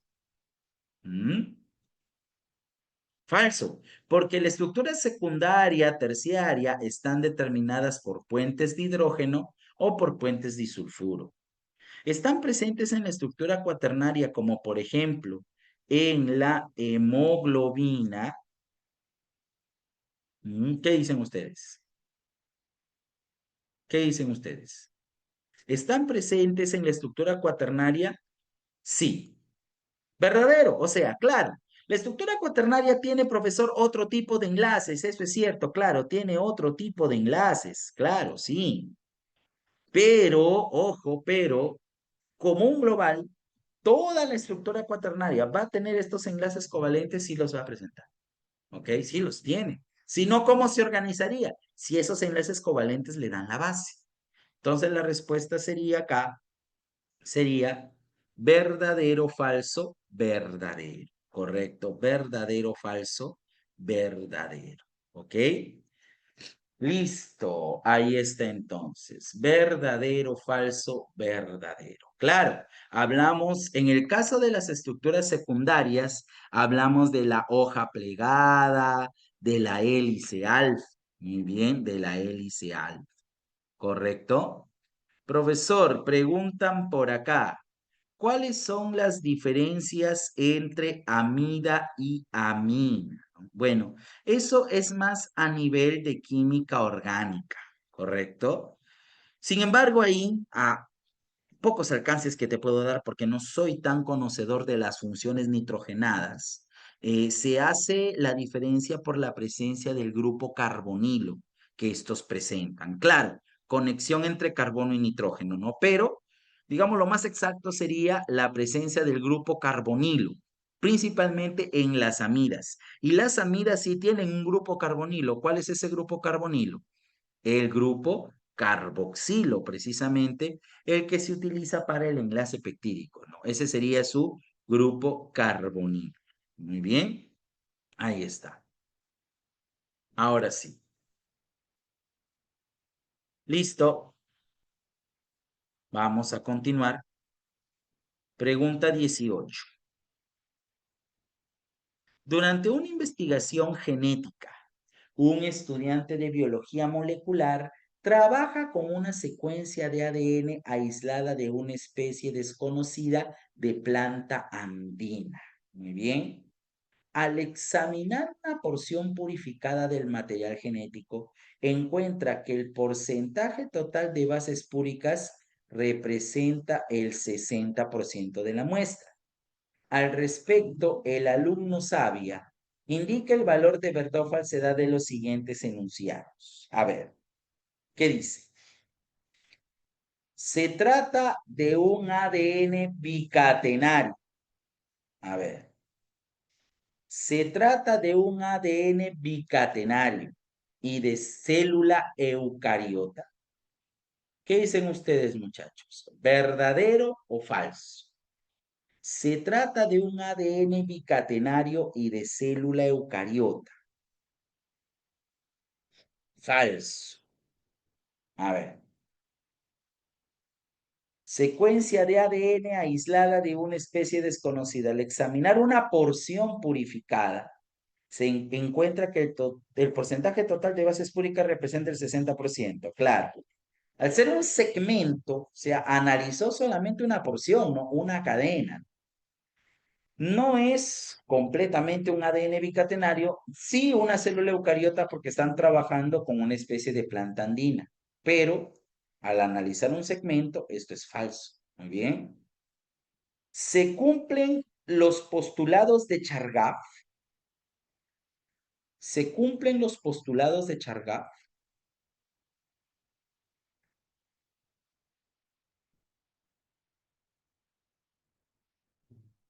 ¿Por qué no se cumplen los postulados de Chargaff?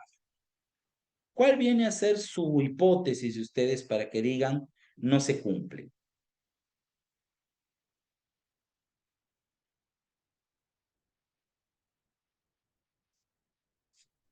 No hay 50% de purinas y no hay 50% de pirimidinas. Claro, tiene que ser mita-mita, ya que te dice que hay 60% de bases púricas. Entonces, falso. El porcentaje de pirimidinas es 40%. Verdadero. Muy bien, verdadero. ¿Listo? Respuesta, casa. Está bien. Falso, falso, verdadero, verdadero. Claro.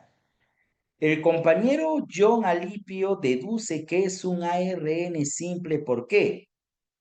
Porque entiende él que al haber 60% de bases púricas ya no puede ser un ADN, porque en el ADN es 50% de bases púricas y 50% de bases pirimídicas. Muy bien, de esa manera él llega a la respuesta, ¿no? Y está bien, la respuesta es la alternativa C.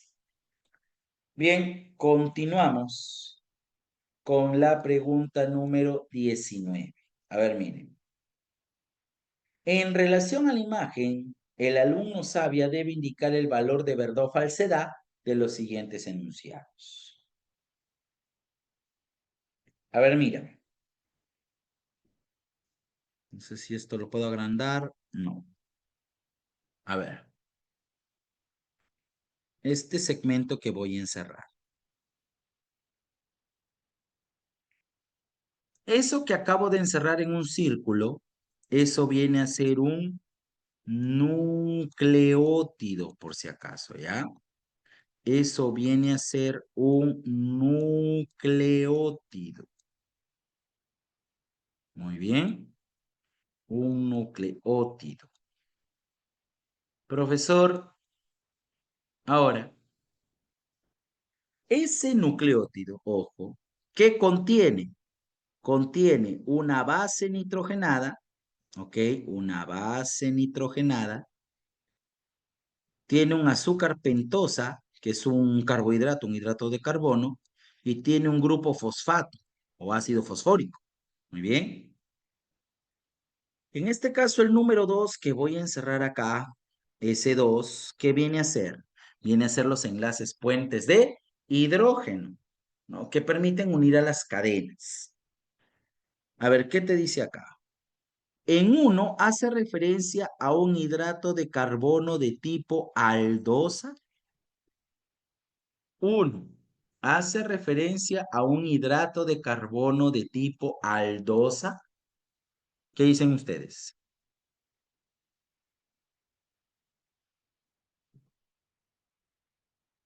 ¿Es un hidrato de carbono?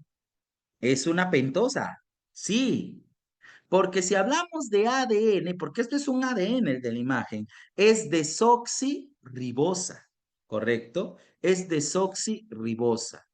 Ahora, de tipo aldosa, si fuera ribosa, sí sería una aldosa. Ojo, si fuera ribosa, sí sería una aldosa, pero en este caso es desoxirribosa. Y la desoxirribosa es un monosacárido derivado, es un desoxizúcar. Por lo tanto, es falsa. No puede ser de tipo aldosa. Es un monosacárido derivado, no es un monosacárido simple. Muy bien. Dos, hace referencia a los enlaces fosfodiéster y en total hay 6.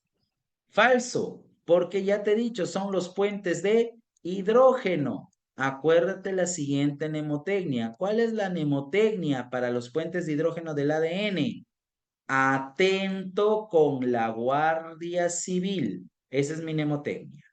Atento con la Guardia Civil. Donde adenina se une con timina con 2 puentes de hidrógeno y guanina y citosina con 3 puentes de hidrógeno. Muy bien, atento con la Guardia Civil. ¿Qué dice el último?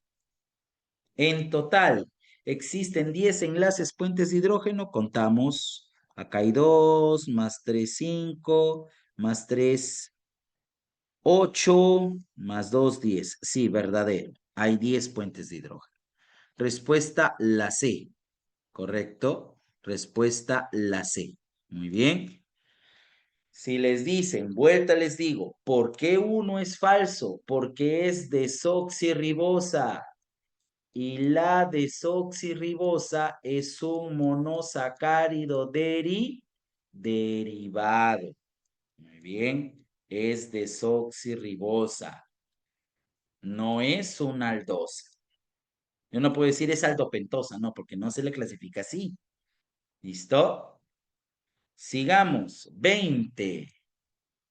El glucocálix es la envoltura presente en células animales y protozoarios, formada por carbohidratos unidos a proteínas y lípidos de membrana. Entre sus funciones está, a ver, claro, ¿no? Almacenar información genética. No, pues es el ADN.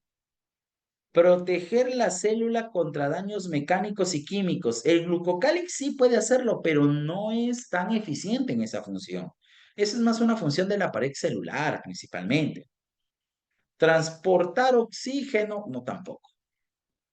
Regular la síntesis de lípidos, peor. ¿No? La respuesta sería E. Participar en el reconocimiento y la adhesión celular. Esa sería la respuesta. ENA. 21. Dice. La pared celular es una estructura esencial en las células vegetales y de los hongos, ¿correcto? ¿Qué más? En las plantas está compuesto principalmente por celulosa, mientras que en los hongos está formada por quitina. Esta estructura, o sea, la pared celular, ¿permite el transporte activo? No. Proporciona soporte estructural y protección contra daños mecánicos, lo más idóneo, si es para excelular. Regula la síntesis de proteínas en el núcleo y en el citoplasma, no, ese es el ribosoma. Actúa como fuente de energía para la célula en la digestión celular, no, falso. Evita la ósmosis y lisis celular. Hasta aquí es verdadero. Hasta aquí es verdadero. Protege de la presión osmótica y por ende de la lisis celular. Por eso la célula vegetal no estalla, no revienta. La pared celular le da buen soporte. Pero dice, ¿también brinda forma a la célula animal? No. La célula vegetal sería en todo caso. Acuérdate que la forma de la célula vegetal está determinada por la pared celular. Respuesta, la B. Ahora, yo les pregunto, ¿quién determina la forma de una célula animal? ¿Mm? ¿Quién determina la forma de una célula animal? ¿Qué estructura determina la forma de una célula animal? Membrana. Inicio de ciclo. Bueno, no sé cuándo iniciarán ciclo en Savia después del examen de admisión, pero no, no es membrana. Si te preguntan a ti, ¿quién determina la forma? Es el citoesqueleto en la célula animal. Muy bien, Ramiro y Alejandro, exactamente, el citoesqueleto. ¿Correcto? Continuamos. Estábamos en la 20, 21, 22. Ahora sí. Se observó en un experimento que algunas sustancias atraviesan la membrana celular sin gasto de energía y sin la ayuda de proteínas transportadoras. A ver, esto es clave. Sin gasto de energía, transporte pasivo. Y sin la ayuda de proteínas transportadoras, eso es difusión simple. Atraviesan la membrana de frente, ¿no? Ese es el primer caso. Mientras que otras sí requieren de proteínas, a pesar de que no gastan energía. No gastan energía, sigue siendo transporte pasivo. Pero si requieren de proteínas, ya no es difusión simple, es una difusión facilitada. Al respecto, el alumno sabe indica la afirmación correcta. Entonces, el primero es transporte pasivo, difusión simple, y el segundo es transporte pasivo, difusión facilitada. Dice, el primer caso es de difusión simple, con gasto de ATP, falso, porque dice sin gasto de energía. El segundo caso es de difusión facilitada, verdadero, lo acabamos de decir. El primer caso ocurre en contra de la gradiente, no. Cuando no hay gasto de energía, va a favor del gradiente. El segundo caso es transporte activo, ninguno de los dos era transporte activo, los dos eran pasivos. El primer caso es transporte en masa, no, porque transporte en masa es fagocitosis, endocitosis, pinocitosis, rofiocitosis y todo eso, ¿ya? No se ha mencionado nada de ello en el texto. Entonces la respuesta es la B. El segundo caso es de difusión facilita. Avancemos, avancemos, hermanos. Dice, los investigadores analizan la función de la bomba de sodio-potasio en células nerviosas. La función de la bomba de sodio-potasio en células nerviosas. Se observa que después de cada impulso nervioso, se movilizan iones de sodio hacia el exterior de la célula y iones potasio hacia el interior, restaurando el equilibrio iónico. Ah, claro, pues, ¿no? Mira, si esta es la célula, ¿cómo funciona la bomba de sodio y potasio? Como los hoteles en 14 de febrero. Entran dos y después de 9 meses salen tres. Así es, ¿no? Entran dos, salen tres. Esa es mi mnemotecnia, ¿no? Entran dos potasios y salen tres sodios, ¿correcto? Profe, pero me puedo equivocar y puedo decirlo al revés, que entran dos sodios y salen tres potasios. No, no, no, señor. Tú no te tienes por qué equivocar porque tú ya sabes que el potasio es el más abundante en el medio intracelular y el sodio es el más abundante en el medio extracelular. Por ende, si uno es abundante adentro, tiene que entrar. Y si el otro es abundante afuera, tiene que salir. Entran 2 potasios y salen 3 sodios. Bomba de sodio y potasio. Se acabó. Profesor, ahora, sobre dicha bomba, la característica que define el funcionamiento es la siguiente. Sí, basado en hechos reales, así es. Mira, ¿transporta iones a favor de su gradiente? No. ¿Por qué? Porque para que ocurra la bomba de sodio y potasio se necesita de gasto de energía, se necesita de ATP, y si gasta ATP es un transporte activo. Y el transporte activo va en contra del gradiente, no a favor. Por eso la A no puede ser. La B dice, requiere de ATP para mover los iones en contra de su gradiente de concentración. Requiere ATP para mover los iones en contra de su gradiente de concentración. ¿Mm? ¿Qué dices tú? Por ahí no sé qué clave me habrán dado. Verdadero, dicen, verdadero. ¿Permite el paso de agua? No, no tiene nada que ver con el agua. Este está hablando de movimiento de iones. ¿Facilita la difusión de gases sin gasto energético? No, es activo, con gasto energético. Aparte, no habla de difusión de gases, sino de iones, movimiento de iones. ¿Actúa sin necesidad de proteínas? No, sí requiere de proteínas. La respuesta más idónea sería entonces la alternativa B. Requiere de ATP para mover los iones en contra de su concentración porque es un transporte activo. Muy bien, es un transporte activo. Todavía nos quedan 8 minutos. Pregunta 24. Dentro de la célula eucariota existen estructuras membranosas que realizan síntesis de proteínas. Que realizan síntesis de proteínas. Pero esta cosa de estructuras membranosas me descuadra porque sabemos nosotros que la síntesis de proteínas es por los ribosomas y los ribosomas son no membranosos. Pues aquí ha habido un error de digitación en la pregunta, ¿no? Pero ya desde que te dicen síntesis de proteínas, eso sería ribosoma de frente, ¿no? Se sabe que las membranas por sí mismas no pueden realizar esta función. Es así que deben de contener, un momentito, ¿aló? ¿Con quién hablo? Un momentito.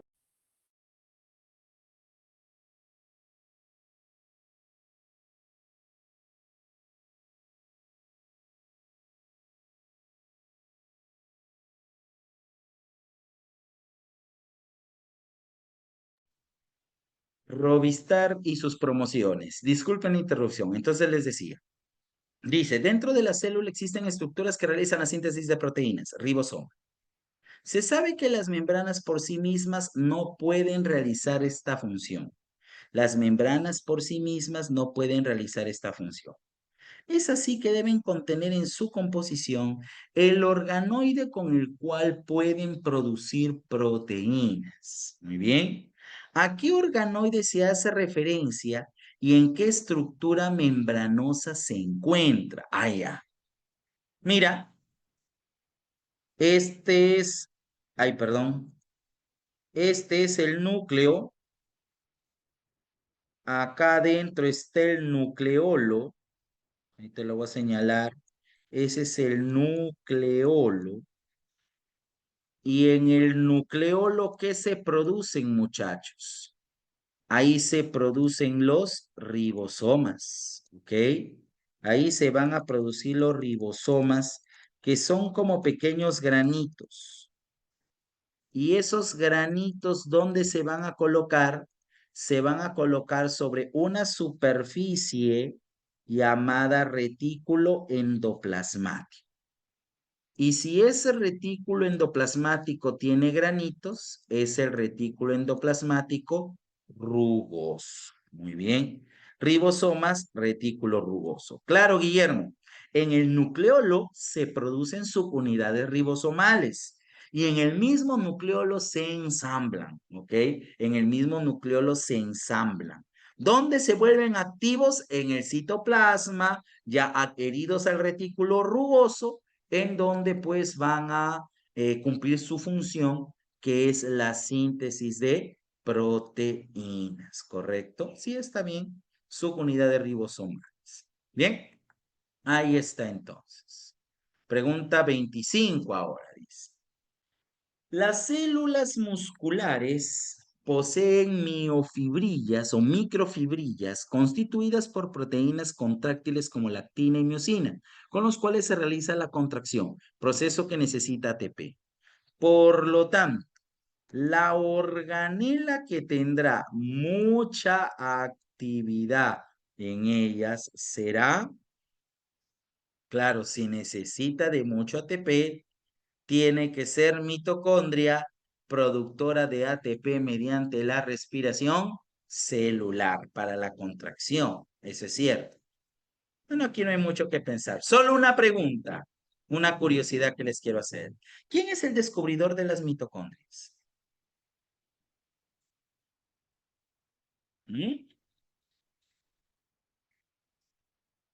¿Quién es el descubridor de las mitocondrias? Ahí está, Kochiker. Muy bien, Kochiker.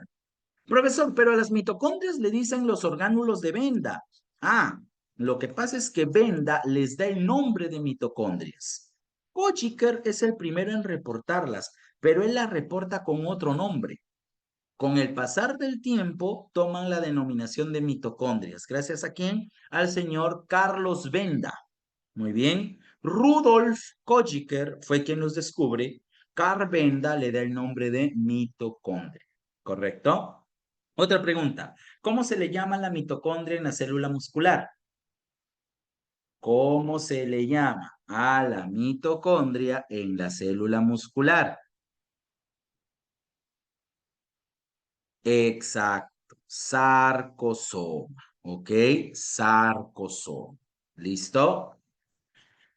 Vamos, un par más, como dirían mis amigos, un par más y nos vamos. 26.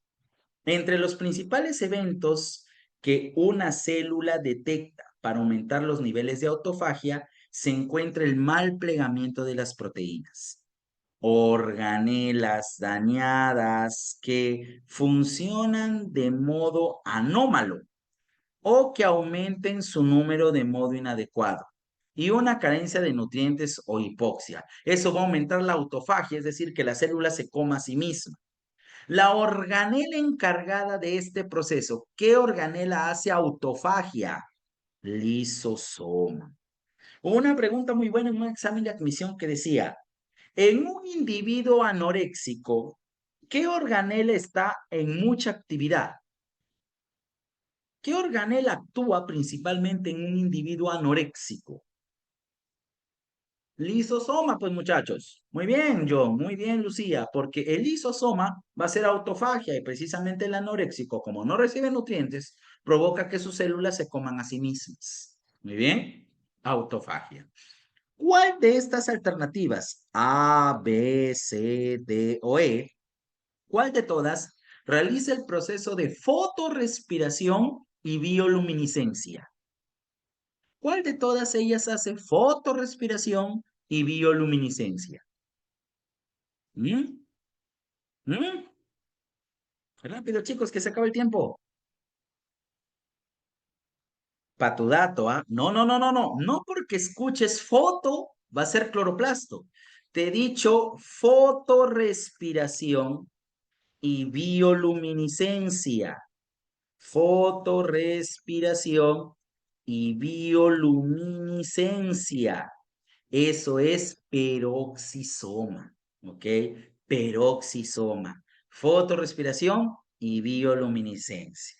Y con esa nos despedimos, chicos. Ha sido un placer haberlos acompañado el día de hoy. Me comentan que tienen otra clase. Por mi parte, eso ha sido todo. Ya con la señorita les voy a enviar las claves, ya les voy a enviar las claves para que lo puedan tener, ¿ok? Listo, de nada, cuídense mucho, un abrazo a todos, saludos a Barnal, a Villanueva y a toda la familia Sabia. Un abrazo.